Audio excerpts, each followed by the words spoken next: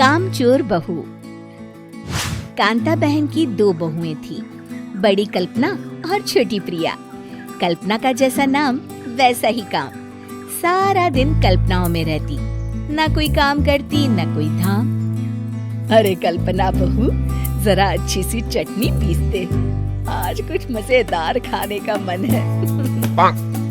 पेट में जलन हो जाएगी माँ जी बुढ़ापे में, और वैसे भी मेरा काम करने का वक्त शाम का है, अब प्रिया को ही बोल दो। इतना कहकर कल्पना वहाँ से चली जाती है। कांता कल्पना के ऐसे रवैये से काफी परेशान रहती है। मैं बना देती हूँ माँ चटनी, ऐसा बोलकर प्रिया माँ को चटनी बनाकर प्लेट में खाने को देती है कि तभी वहाँ कल्पना आ जाती है। अरे वाह चटनी, जरा चख कर तो देखो, बड़े दिन हो गए। अरे नहीं बहू, तू तो रहने ही दे चटनी खाना, पेट में जलन हो जाएगी।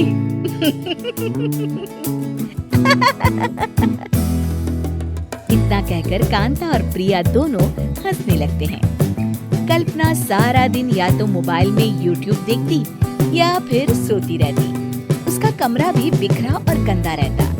एक दिन कल्पना का पति अशोक उससे कहता है, अरे कल्पना, जानवर भी उस जगह को साफ कर लेता है जहाँ वो बैठता है, तुम तो इंसान हो, कैसे इतने गंदे कमरे में रह लेती हो? देखो सारा सामान यहाँ वहाँ बिखरा पड़ा है। ज्यादा अपनी माँ का बोल ना बोलो। हाँ, कमरा तुम्हारा भी तो है, गंदा लग रहा है तो साफ कर लो। पता नहीं तुम्हारे साथ मैं कैसे जिंदगी बिताऊंगा। इतना कहकर अशोक वहाँ से चला जाता है। कल्पना बस खाना खाने कमरे से बाहर आती और फिर से कमरे में चली जाती। इससे कांता बहन काफी परेशान रहती।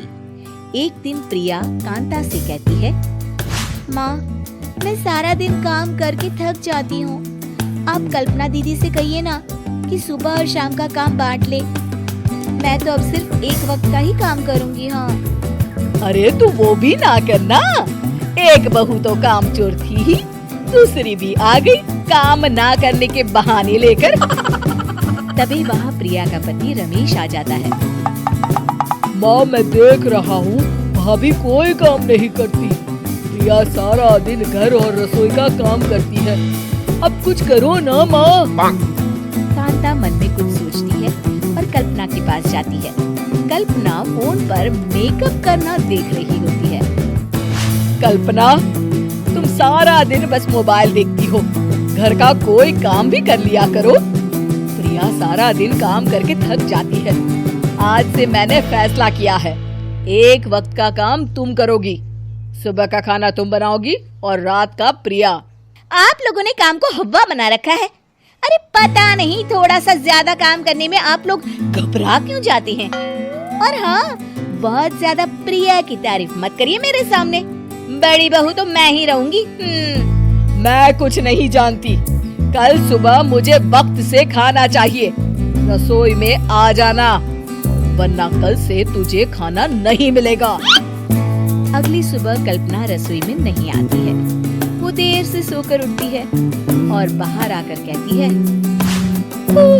अरे भूख लगी है, आज खाने में क्या है? इतनी देर हो गई, आज किसी ने मुझे उठाया भी नहीं, पता नहीं कहाँ है सब। कल्पना को घर में कोई नहीं दिखता। वो रसोई की तरफ जाती है जहाँ बड़ा सा ताला लगा होता है। अरे रसोई में ताला? ओ, मैं तो भूल ही गई थी। माँ ने आज से सुबह का खाना मुझे बनाने को कहा था। हे भगवान, इतने लोगों का खाना बनाना क्या आसान है? तभी घर के सारे सदस्य बाहर से वापस आते हैं। वाह माँ जी, मजा आ गया छोले भटूरे खाकर। मेरे मुंह में तो अभी भी स्वाद आ रहा है।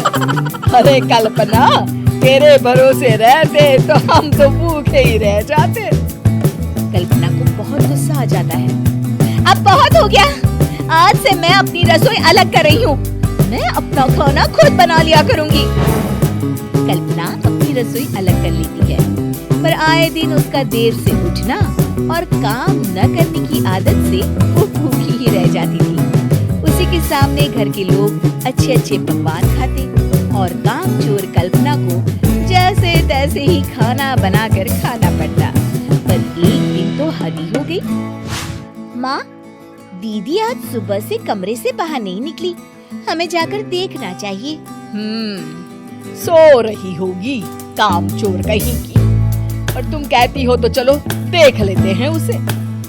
कल्पना कमरे में पेट पकड़कर बैठी होती है।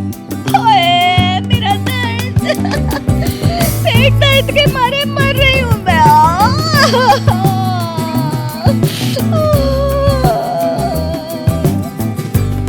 अरे दीदी, क्या हुआ? पेट में दर्द क्यों हो रहा है? डॉक्टर को दिखाया आपने? माँ, कल्पना खड़ी होती है और माँ जी के पास आती है। मुझे माफ कर दीजिए, अब से मैं सारे काम में मदद करूंगी, कभी आलस और काम चोरी नहीं करूंगी। हाँ वो तो ठीक है, लेकिन अचानक क्या हो गया जो तू काम करने को तैयार हो गई? कामचोर कल्पना। माँ, लगातार बासी और उल्टा पुल्टा खाना खाने के कारण मेरे पेट में इन्फेक्शन हो गया है। काम न करना पड़े इसलिए मैं 2 दिन का खाना एक दिन ही बना लेती थी। बासी और खराब खाना खाने के कारण लेने के देने पड़ गए। पेट में दर्द हो रहा है। चलो अच्छा हुआ, देर आए दुरुस्त आए।